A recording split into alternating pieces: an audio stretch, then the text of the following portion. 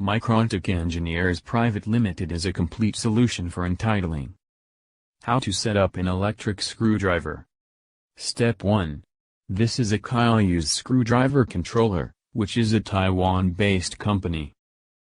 Step 2. This is a screwdriver, having a clutch mechanism, which is used to control torque. Step 3. Power cord is used to supply AC power to 20V to the controller. Step 4. Tool cable is used to connect screwdriver and the controller. Step 5. This a programming panel of the controller to feed some desirable data in it. Step 6. Red indication on the controller panel show the number of count of bolts, which is set up by the control panel. Step 7. This switch on the tool is for forward, reverse and stop of tool. By pressing trigger on the tool, it gets started.